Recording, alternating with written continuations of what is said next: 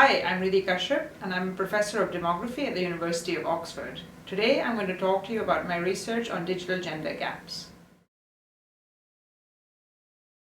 So one of the most exciting things about the last 20 years has been the rapid proliferation of the internet and mobile phones. So I was very excited about studying the social impacts of these new technologies, how they're affecting our lives and in particular the lives of women and girls.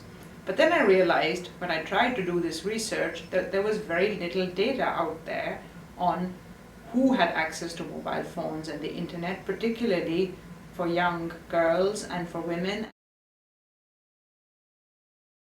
So in trying to figure out where people had access to technologies and how they were using them, I discovered that we needed to fill a data gap because surveys and censuses didn't have regularly collected information on digital access measures.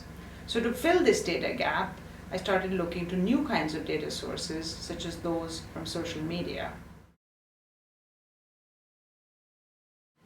It can be used to provide real-time information on where gender inequalities exist and where they are very large, and in particular figure out ways in which we can close gender inequalities or the kinds of interventions that can help close them. So by monitoring progress over time, we can see where gaps are closing and where they are not, to figure out where interventions are needed.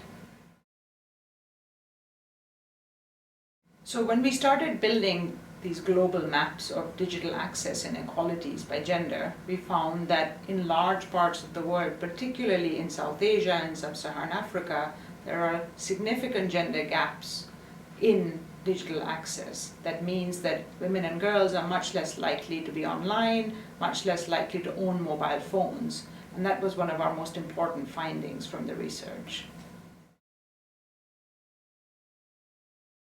So digital technologies are central to our lives these days, and they're important for excelling in the world of education and in the labor market.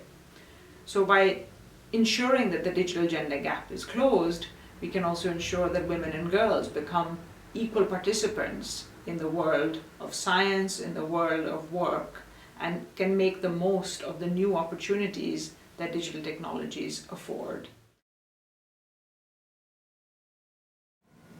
So I'm continuing to do work on how we can close the digital gender gap, because by closing the digital gender gap, we can ensure equal participation of girls in science and ensuring equal opportunities for all.